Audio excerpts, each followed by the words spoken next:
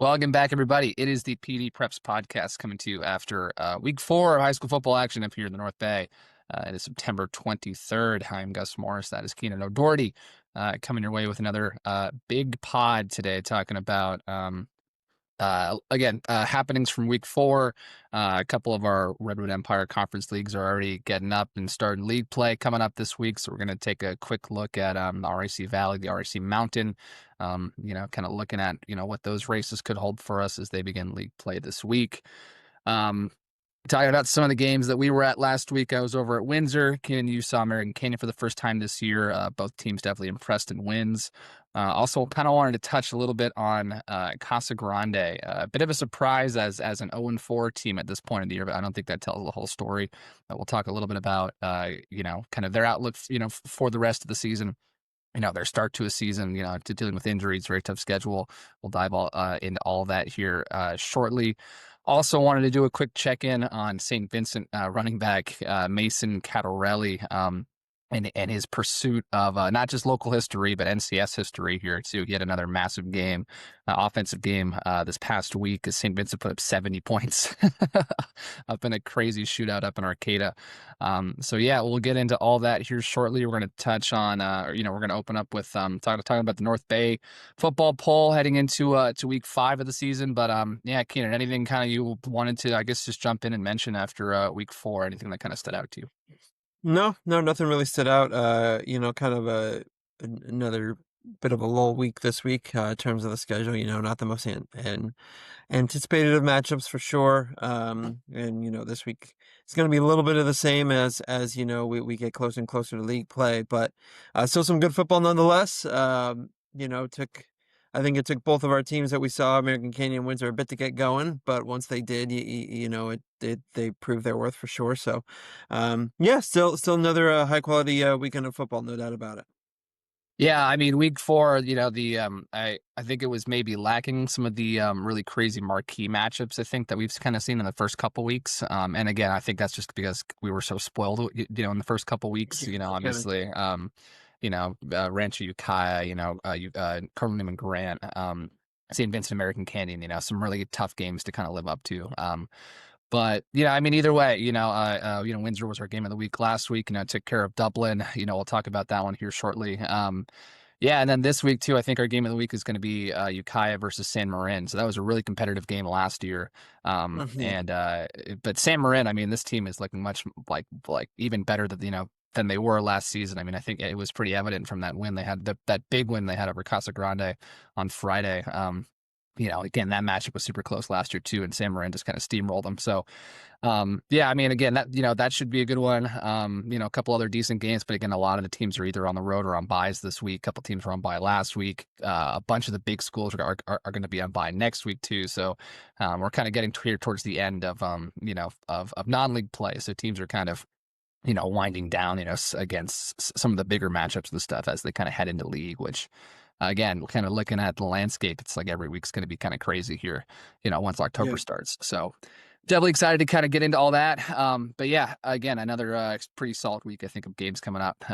We're excited for what this week holds. But let's jump into to our week 4 North Bay football poll. Not much change at the top, and really not much change, I'd say, in kind of the first 9 spots. But we do have a new team here jumping in here at number 10. But we'll start at the top. Cardinal Newman staying here at number 1, got 76 points this week. They had a really, again, another pretty handy or pretty solid, I'd say dominant, win over Bishop O'Dowd. They're 39-7 last week. They were up 39-0. Bishop O'Dowd, got a touchdown late. I think there's a running clock in the fourth quarter.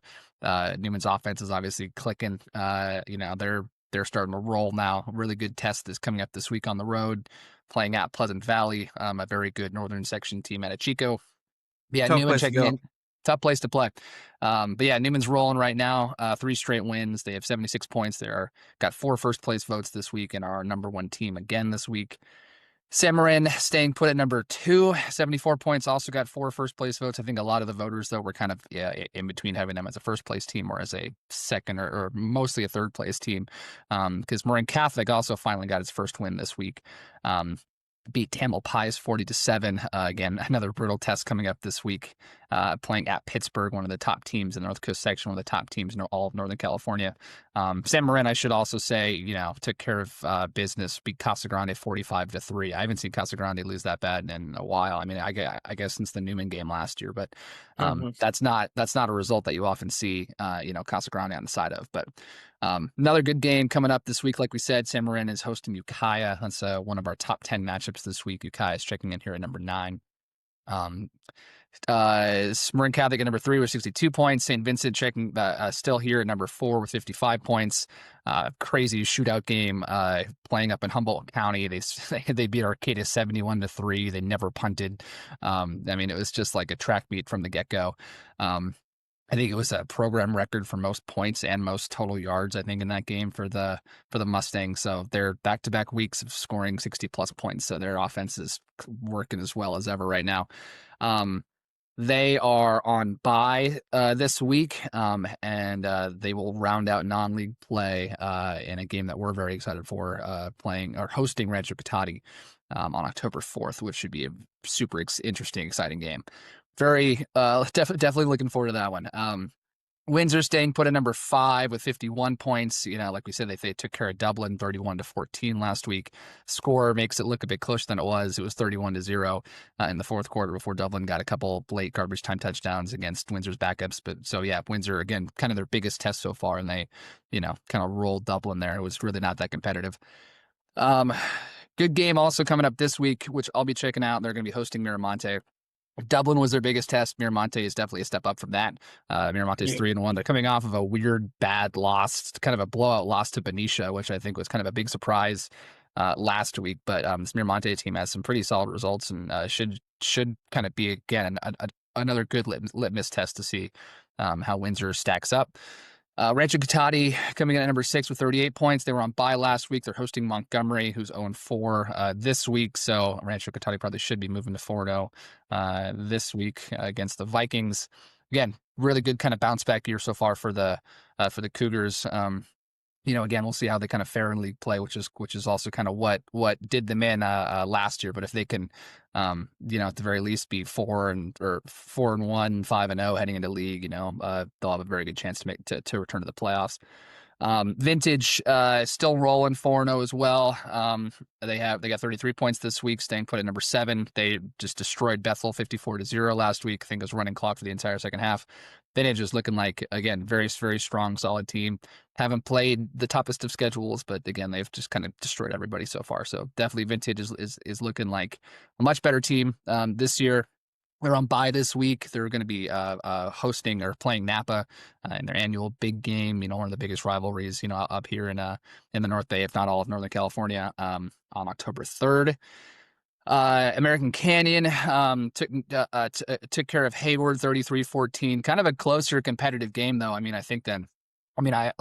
After watching American Canyon and St. Vincent, I thought American Canyon was a very, very, quality team. And I thought that they would have blown out a couple of these past opponents, but Hayward's solid too. So, definitely a gritty win for AC, but they're coming in here at number 8 again this week, with 27 points.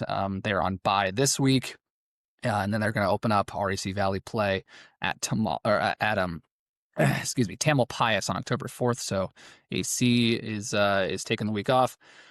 Ukiah checking in here at number 9 again.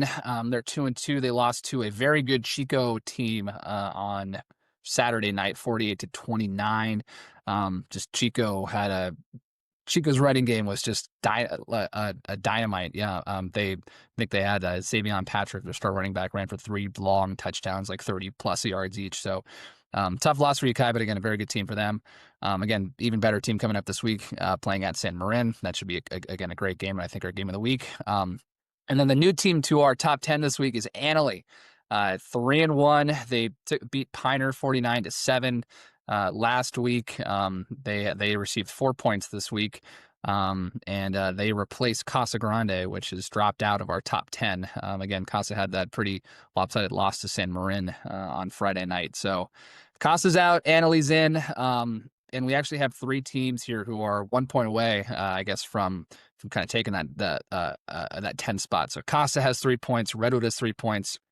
St. Helena has 3 points and Petaluma has 2 points in our receiving votes category. So Annalee in there by the slimmest of margins. They're going to be playing probably their toughest test, I'd say, outside of Windsor, who they opened the season with, on Friday against Kimball, who's had a Tracy. Kimball, I think, put up 70 points on Annalee last year. So we'll see again, how improved Annalee is this year, and probably in one of their bigger non-league tests so far. So.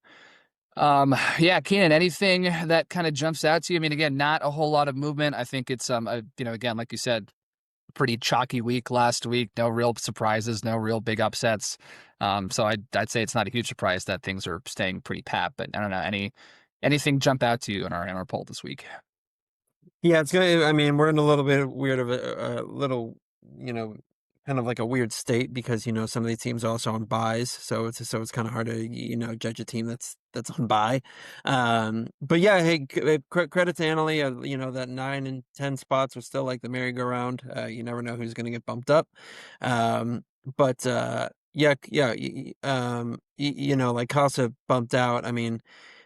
Look, I get it's hard to justify 0-4, and we're about to talk about this in a second, obviously, but Casa's schedule has been insane.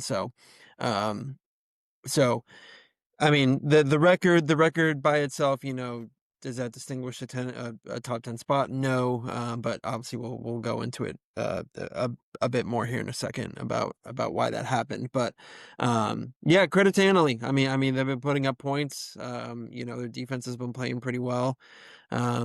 Huge test this week, like you said. So for now they're well deserved in that 10 spot. Yeah, absolutely. Yeah, that wraps up kind of our talk about the top 10 this week, and I guess we'll just jump right into kind of our takeaways and our big picture stuff from last week. I guess I'll lead off here talking about the Windsor win. That was my first time seeing the Jaguars play this year. Definitely a new league team, obviously. This year, without guys like Hayden Anderson, Wyatt Morris, a lot of their kind of bulwark guys who were huge pieces, the last couple seasons. So definitely a newer. I don't even want to say younger because they have a lot of guys who have been on varsity for a couple of years and a couple of guys who were just kind of secondary pieces last year, as juniors who were stepping into bigger roles as seniors. But yeah, I mean, it was, this game I think was a pretty good encapsulation of what Windsor is this year and what they kind of can be, when they play to their potential. They spread the ball around. Carter Vos, wasn't the most efficient, but still, no turnovers from him, 150 passing yards. 4 different Jaguars scored touchdowns. Vos actually probably had one of the more impressive ones. He had a really tough 19-yard run. But I think the most impressive thing for me for Windsor was their defense. This is a Dublin team that had come in averaging around 300 plus yards a game, and Windsor held them to, I think it was 145, and 70, I think, of those came in the fourth quarter when Windsor was already ahead, like, I think 3 scores. So, yeah, this Windsor team absolutely shut down Dublin. I think they sacked, they got to Dublin's quarterbacks 8 times for sacks. They had 3 forced fumbles. Yeah, I mean, it was a bit of a clinic defensively. Sorry, excuse me. And again, this is a team with a lot of new faces, with with a lot of guys who are really stepping into bigger roles. And and again, I mean, even talking with head coach DJ Sexton before the season, it was like, hey, our calling card this year is going to be, we're going to spread it out. We have like 5, 6 really talented receivers. Our defense is going to be really good. Sorry, excuse me. Just got a bug in my throat today. Yeah, this game I think kind of perfectly summed it all up. 4 different players had touchdowns for them. Like I said, 8 sacks, couple fumble recoveries too. I mean, they started the game out. Fernando Lopez took the opening kickoff 90 yards for a touchdown. Got him kind of started off quick. Outside of that though, it was a bit of an offensive struggle for a time. I think the first quarter had like 5 combined punts and 2 combined first downs. So it wasn't the prettiest of starts offensively, but Windsor kind of, finally started to get a roll and had, Carter looked really good running the ball too. He had a couple, really solid, 10, 15, 25-yard runs, on to keep a couple drives going, made some really nice passes to allow some of his, super talented wide receivers like Alonzo Leon, Blake Fernato, Rubio Gonzalez to kind of go up and make some catches. So yeah, it was definitely a kind of an eye-opening game because I thought that, this game, kind of looking at, what Dublin had done this year, I thought this would be a lot more competitive. And Windsor just totally shut them down. So again, offense took a little bit of time to get going, but once it did, yeah, they were rolling. And again, it wasn't, this is not a Windsor team like it's been the last couple of years where it's like, Ananias Walker or Hayden Anderson or, Wyatt Morris or, one guy's going to beat you. They have 5, 6, 7, 8 guys, who can really make an impact. Yeah. So yeah, just a really impressive showing, I thought, from Windsor. Again, I think an even bigger test coming up this week against Miramonte. Miramonte, like we said, had that kind of surprise loss last week to Benicia, but they're coming in, I think, as a top 25 team in the NCS on the Max Preps power rankings right now. So definitely the biggest test that Windsor's had so far this year. But I think it will be a really good, again, kind of a better test maybe than Dublin was, last week. But yeah, really impressed with how Windsor fared. Just took care of business. Really, boy, the game wasn't super close. Maybe in a bit in the first half, but as kind of Windsor started to get its offense rolling, they just kind of slowly started to pull away, and Dublin just really had no answer until, late when the backups were in. So, yeah, super solid effort here from Windsor. So definitely excited to kind of see how they do against Miramonte. But yeah, passing their first test, yeah, with flying colors. So really good start for Windsor on the year to get out to a 4-0 start. Yeah, no, I know it definitely looked like it. I've always been intrigued with what, Windsor was going to do this year, especially with the departure of Hayden Anderson and Nice Walker and those types of guys. But I was following obviously your Twitter thread because I was over at American Canyon. But yeah, it kind of looked like sluggish kind of start, at least offensively. Defensively was kind of what we expect from Windsor and what we've come to expect from Windsor over the years under DJ Sexton's tutelage and stuff like that. But yeah, like you said, definitely a tough test in Miramonte, who is at the NCS level, has always been very competitive and things like that. So should be a good one. I know you're gonna go check that one out. But yeah, Windsor, it's weird because it's almost like I don't want to say like Windsor's flying under the radar here, but y- I mean, you don't know, especially in this Adobe League. But if Windsor keeps playing like they've been playing, especially in the second half of your game and stuff like that, I mean, watch out. Well, we all know that DJ Sexton's teams have always come to play competitive. I mean, last year they took Amador Valley to the brink in the NCS Division 2 semifinals. That was without Hayden Anderson, by the way. Right. So yeah, Windsor's just always gonna be that team that'll just grind you out when needed, but are also able to adapt, and I think that's one of DJ's biggest traits as a coach for sure is his ability to adapt. But yeah, if he has this team humming, man, this team could definitely surprise some people. That's for sure. Yeah, and I mean, I will say though, I think still maybe the one knock on Windsor will could be its strength of schedule. And I'm again the schedule has gotten harder as the season has gone on, and like we said, Miramonte will be in probably its toughest test so far. But looking at the Adobe, I think all 6 of the teams in the Adobe are all within the top 20 of the NCS Max Prep Power Rankings. And again, Miramonte is going to be the only team that Windsor plays. I think that's in the top 25. So, Sure. yeah, I mean, again, that could be something interesting to watch. But I mean, again, if Windsor does start the year, if they could beat Miramonte, this week. The funny thing is that it doesn't really matter how they do in league play. They will already be playoff eligible with 5 wins.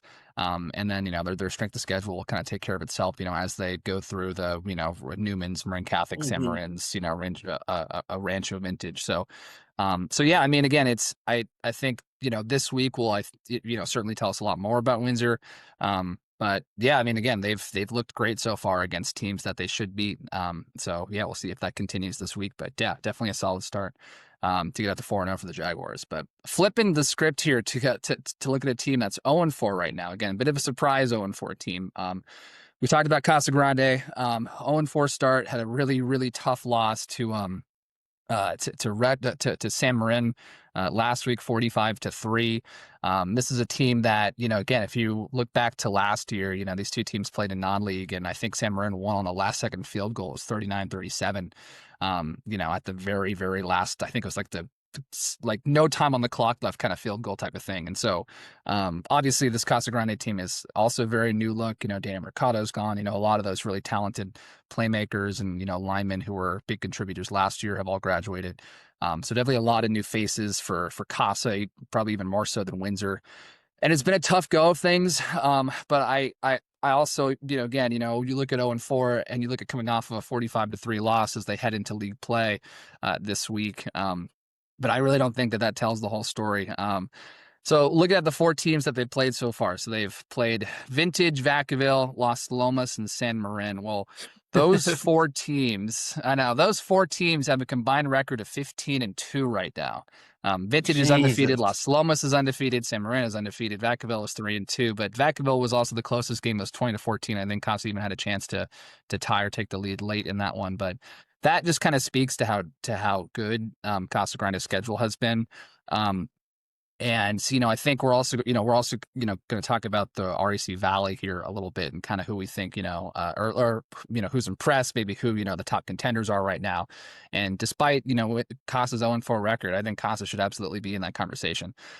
If you look at the strength of schedule amongst the, what is it, 8? I think it's 8 or 7 REC Valley teams. Casa Grande has far and away the strongest strength of schedule. I think the next strongest is Tamalpais, and Tamalpais is also 0-4, and they have probably one of the worst losses of the bunch against San Rafael. Not saying San Rafael's bad, but this is a San Rafael team that hadn't beaten Tam in like 15 or 10 plus, or no, 15 years, I think it was.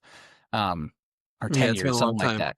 Yeah, it's been a while. So not a great loss for Tam. Tam also, again, played Marin Catholic last week, and I think that probably is doing a lot to their strength of schedule as well. But Casa Grande, far and away, has the best strength of schedule so far of any of these teams in the Valley. So just looking at all of that info, the opponents they've played, their strength of schedule, they've been relatively competitive in some of these games. Obviously, last week was a bit of a drop-off, but I still think this Casa team is not one that we should count out. I think that they could absolutely make a super solid run here through league play. And, again, they're 0-4. They have to get, what is it? How many league games they have? They have 1, 2, 3, 4, 5. They have 6 league games. So they have to win at least 3 of these league games to be playoff eligible. And I don't think that's a stretch to say that they could do that at all. Yeah. But even still, 3 wins I think might be on the lower end of the spectrum, that I think that they're looking at as far as league play goes. I think that absolutely, they'll be in the conversation for the league title again this year. So 0-4 start, I don't think it's all doom and gloom. It might not seem super fun to be a Gaucho right now, but I think the best football for theirs is definitely still yet to come. Yeah, I think so too. I was talking with John Antonio after the San Marin loss in a game where they didn't even play starting quarterback Joey Serta, by the way, so keep that in mind. But he's probably the happiest 0-4 coach I've ever talked to in my life, because he knows just coming into league play how battle tested he's going to be. He's probably the most battle tested team in any of the or one of the most battle-tested teams in any of the REC divisions coming into league play. And this is kind of how it was last year, right? And the year before, this is what kind of Antonio does with his Casa squads. Last 2 years, right off the jump, they played Cardinal Newman in the opener. So if there's one thing that we should know about Casa, it's that they definitely don't shy away from any competition. Antonio's always one to... always want to really schedule those kind of tough, gritty preseason schedules to get them ready for league play. Last year they had Cardinal Newman, Balboa. Balboa ended up winning a state championship, believe it or not. Rancho Cotati and San Marin. That was their preseason last year. All of which, except for Cardinal Newman, was like pretty tight. Right. And then the year before that, they went Cardinal Newman, Berkeley, Ukiah, and Balboa. So, still some tough tough games in those stretches, especially in the last couple of years. So you know, and I think obviously the talent drop off. It's tough to replace Danny McConnell and stuff like that. But kind of like you said, it's very very hard to count Casa out right now. Um, you know, this league race is going to be fascinating. Obviously, we'll talk about it in a little bit here. But yeah, I mean, Costa's just going to, I think they're still going to be towards the top of the food chain in the valley. It's going to be gauntlet, but they will certainly be well equipped for it, especially with the schedule that they've just gone through. Yeah, and it's funny enough because Costa, I think, so Costa right now, I mean, so it's funny because their max preps ranking is not updated to reflect the last or the San Marin game, so it still has them at 0-3, but Oh, either okay. way it has, but so even still, them being at number 28, with this new playoff system, I feel like once they get into league play, they're going to start playing, teams that haven't, that aren't as strong in their, in the rankings. So their ranking actually may drop a little bit, even if they start to pick up some wins, like against Justin or Napa or something like that. And 28 right now. So what is that? Top 8 go to open. 9 to what is that? 16 go 16. D2. Yeah. So I mean, at this point, they're either going to be like a lower end team, I'd say, in D2 or a higher ranked team in D3. And if they keep dropping, even with wins against lesser teams, there's a chance that they could end up in Division 3 for the playoffs.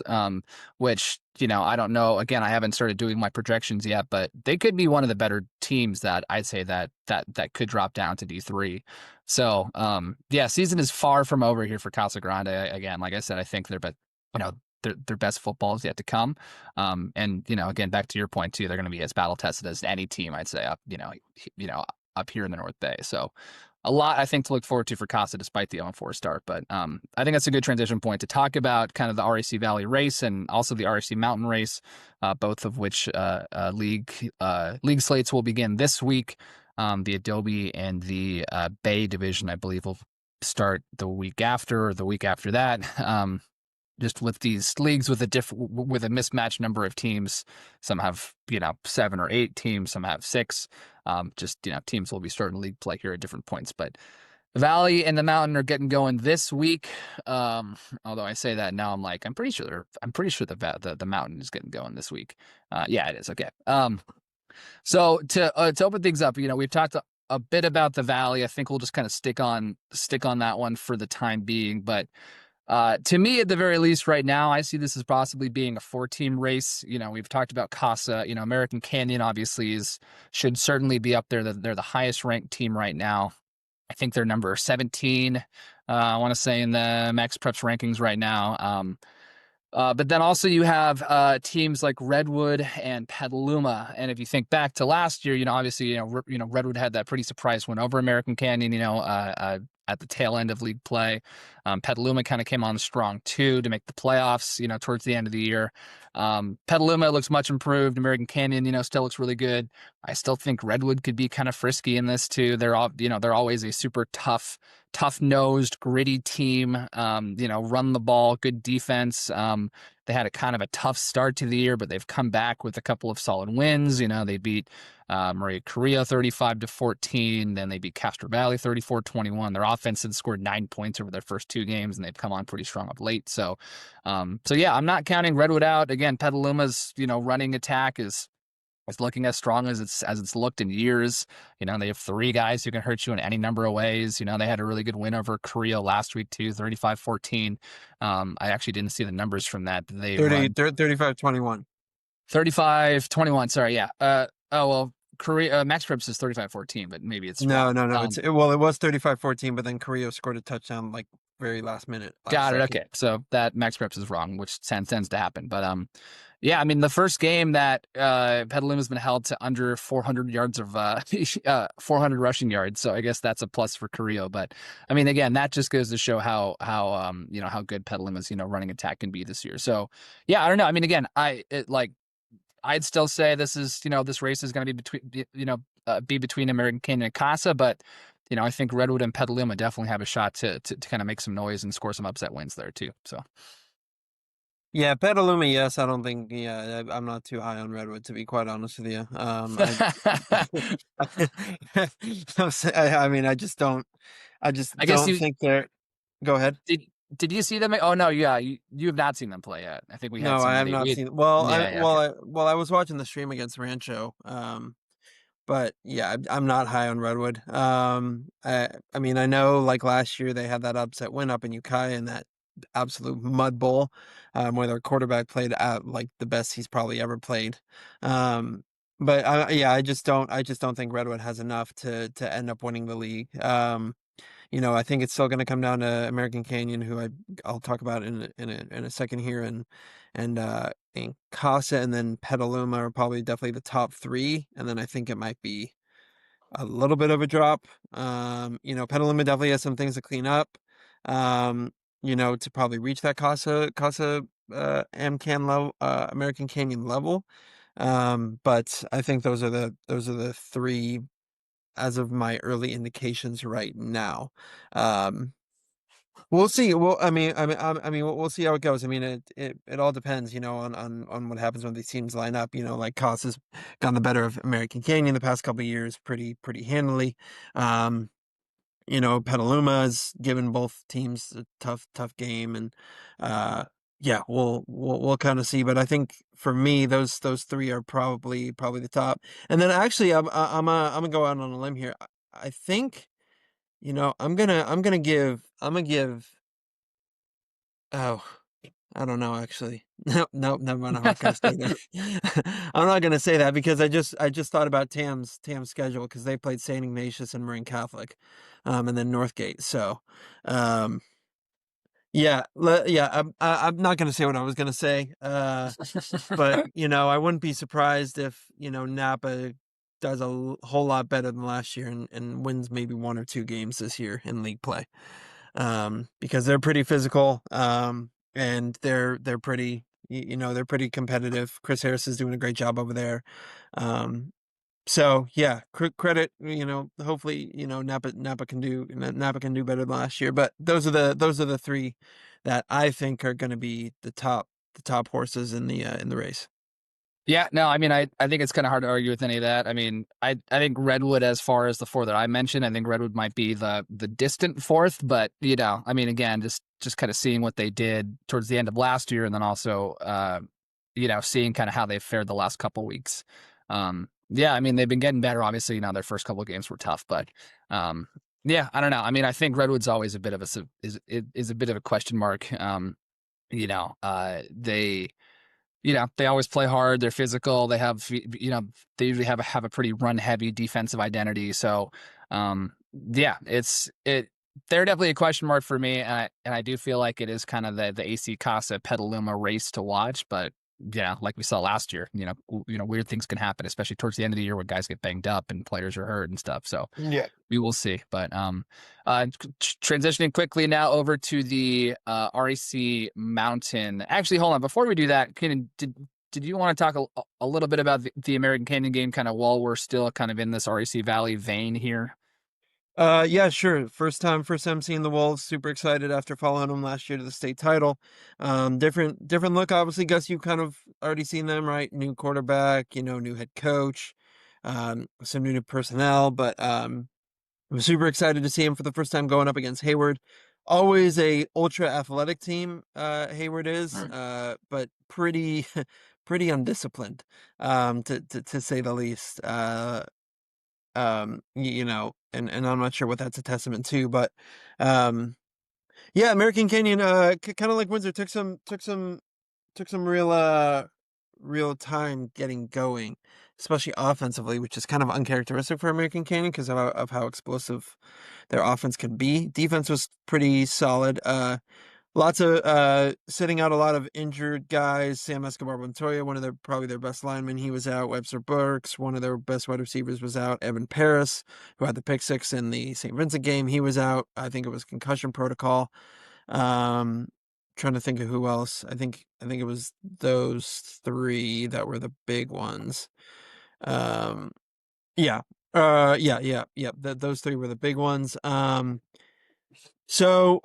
kind of shorthanded a little bit, but they ended up getting the job done. Second half really showed what MCAN's all about. I'm still really high on Cameron Hunter. I think he's going to be a fantastic quarterback for the Wolves going forward. Obviously going through some growing pains. It seems like he's only a sophomore, but has the size, has the arm. Has the legs, has the speed. When and as his decision making improves and his situational awareness improves, I think he'll be one of the top quarterbacks in the area when it's all said and done, to be honest with you. Um, but the one thing I did want to talk about that I saw that I thought was pretty interesting last year, Andre Lopez was like a nightmare for everybody, and he had his breakout year and everything like that. Um, can't handled a lot of the load, if not him and Mason Harris kind of handled the entire running game. Basically, this year Andre Lopez has help, which he didn't have last year in the running back room. Really, I mean, I know he had like Amir Barfield and stuff, but Andre Lopez got majority of the carries.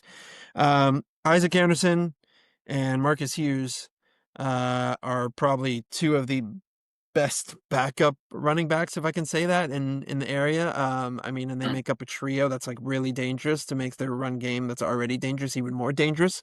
I think Marcus Hughes had like a 60-something yard touchdown. Isaac Anderson had 2 touchdowns rushing on a night where Andre Lopez obviously didn't put up the stats that he normally does. I think he still had like a touchdown or whatever, but um, it just shows, that other guys can step up, especially for American Canyon when they need to. Um, so yeah, I mean, it was a win's a win. It was a gritty win. They got the job done. I was excited to see him for the first time. Definitely got some things to clean up. Just some like small things for sure, before they go into league play. But this is a perfect week to do it because it's their bye week before they start league play next weekend. Yeah, I wouldn't be surprised if American Canyon goes deep into the playoffs yet again because they still have a very talented squad that can definitely do some damage. The defense was still playing fantastic. Evan Emmons had like 2 sacks within the first 2 drives for Hayward.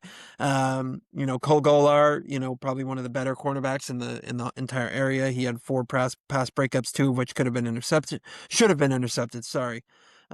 So yeah, American Canyon still has all the tools to make another deep playoff run, and we'll see if they can get over that hump in league, which is the one title that they didn't win last year. I guess still can't believe that I know, kind of funny. is the league title. So, see if they can get over that hump in league. But I still think that they could. I think they're in a higher base division this year, but yeah, still think they can make a pretty solid run in the playoffs. Yeah, I mean, I think quickly on your point about Lopez, I wouldn't be surprised too because I think he was either the one of the 1 or 2 of as far as top returning rushers in the entire NCS last year. I think he had 2,000 rushing yards or something last year. He had a crazy junior season, but I think this, he hasn't, like you said, kind of had put up the insane numbers that he has been last year. I think probably a big part of that is just due to defenses. It's just probably queuing in and being like, we have to stop Andre. And just having someone else beat us for American Canyon, and so far other guys have stepped up like you mentioned. So yeah, I think that depth is definitely going to make American Canyon dangerous. And again, Lopez obviously still has game breaking potential and stuff. So really, sorry, I'm knocking stuff over. So it really is just like one of these things of I would imagine he's been a focal point, for defenses to focus on, but that has allowed other guys to kind of step up, and contribute. So yeah, that depth will definitely make American Canyon kind of a factor. I mean, at this point too, though, looking at kind of the Max Preps rankings, and I do feel like American Canyon's strength of schedule probably will improve maybe a touch. Actually, no, it might even actually go down a bit. Kind of looking at with league play coming up and kind of where they stand right now. But so currently they're at number 19 in the NCS Max Preps rankings. I think that would probably put them as like one of the top seeds, I want to say, in Division 2.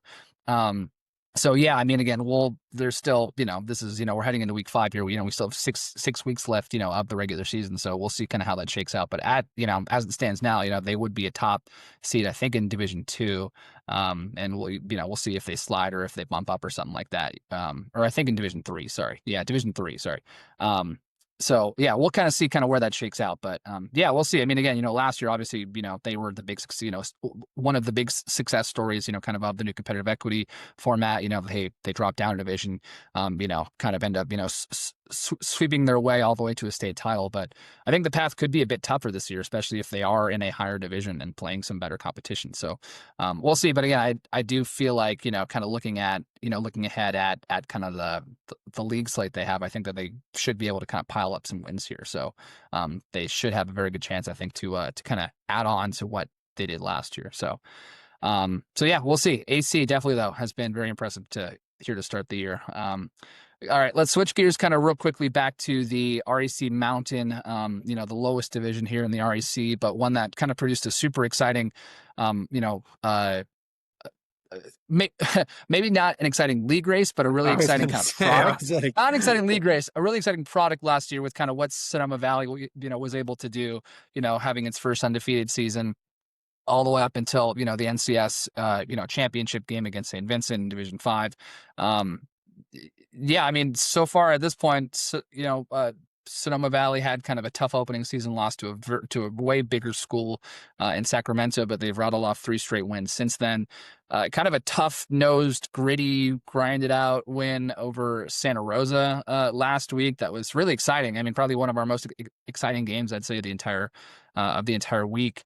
But the other team, I think for now it looks like Sonoma, I think, is also, should be the favorite again, to win that league. But I think they will, I think, have some competition this year. San Rafael has played pretty well of late. They had that win over TAM, I think that was a week ago, 2 weeks ago. Sorry, OT. yeah. Huh? Overtime, right? Overtime, yeah, kind of a crazy win there over TAM. But yeah, I mean, San Rafael to start the year again, they played a big, I think Antioch is Division 1, lost that one 36-15. And they came back and they beat St. Patrick St. Vincent 53-20, and then they beat TAM. They were on bye last week, and then they're opening up league play this week against Healdsburg. My Greyhounds are still having a tough go of it. They have all their players. I knew you were going to slip it in there somewhere. I just all knew their players are gonna... back from suspension, but it's still been a tough go of things. So yeah, just still a growing year here for first year head coach Taylor Tappan. But yeah, I don't think Healdsburg is going to be in the conversation for the league race this year, unfortunately. But I do think San Rafael and Sonoma Valley probably look like the 2 top teams, I'd say, right now. The one team that I will say also kind of had a pretty surprising and impressive result last week, and I don't know if this is like an indication that they're going to be super competitive in league, but a game that I was just very surprised by was Novato beating Eureka 21-20. So, listen, you give me a big sigh like that, but so All Eureka, their first game of the year, they beat Arcata 56-32. And again, Arcata, which is surprising. I mean, I don't know if Arcata's star quarterback, Luke Lemke, played in that game. I mean, there aren't any stats on PDPreps about it, but still, to beat Arcata 56-32, Arcata coming off of the Division 6 AA state title last year, probably the best team up in Humboldt, maybe them and St. Bernard's.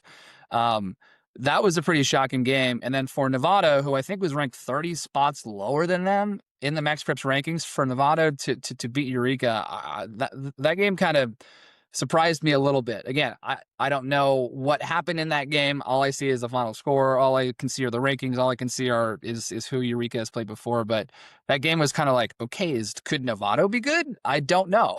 But that game definitely kind of surprised me a little bit. Again, at this point, I do still feel like it's Sonoma Valley and San Rafael. That, if there is going to be a third team that rises out of the mix, I do not know. Just all of these kind of lower division teams, kind of hard to gauge them at this point. But I'd say Novato probably has the most impressive win of any of the other teams outside of Sonoma and San Rafael so far this year. So 2-team race, maybe 3-team race, probably not, but who knows? Could be interesting. But yeah, I think Sonoma and San Rafael probably are going to be the 2 teams to beat in the Mountain Division this year.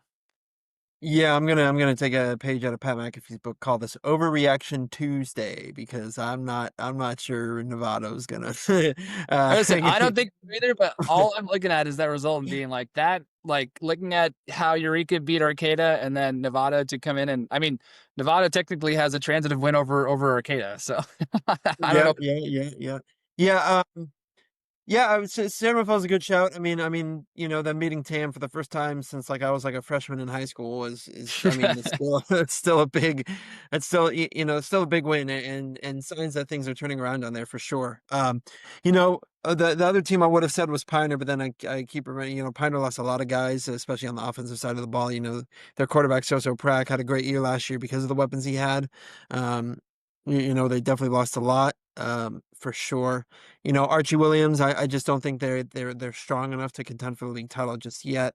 Healdsburg, those guys were suspended for however long, Gus, and now they're back. So we'll see if they can turn it around in league play. But yeah, I still think it's Sonoma Valley's to lose. I think it'll be a lot more competitive than last year. I really do. I don't think it's going to be a blowout in league play every week, kind of like what it was last year. Like, can't remember what the score was with Sonoma Valley and San Rafael last Well, they year. won by like 30 or 40. It was not close. That was that was my first time seeing Hudson Giarita in action. I think he had like 5 touchdowns. It was insane. So Yeah, it was something crazy. Yeah, 42-7. There you go. yeah.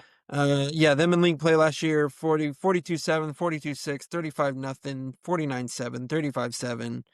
Uh, and yeah, and then they ended up being Hayward. I forgot about that Yeah. in the opening. So yeah, it's definitely not going to be that lopsided. I definitely think it's going to be a lot closer, but I still think Sonoma Valley is the clear runaway favorite to win the league No based on way. who they can Runaway play. favorite. It won't even be I think competitive. so. Okay. Well, like I still think they have the chance to go undefeated in league play, but I just don't Yeah. think that it's not going to be like a 49-7, 35-0 blowout every week. You know what I'm Yeah. saying? No, So, I'm with you. but yeah, the Bulldogs, man, who knows? You never know. You never know with league play. So, um, but yeah, that's just kind of where I stand on our good friends down in the mountain, Yeah, or no, up in the mountain. I think it's a fair assessment. So, all right, well, let's wrap up here real quick with kind of a last piece of business. But I feel like we should make this a weekly segment now. Is just our check in with Mason Cutterelli and his pursuit of history.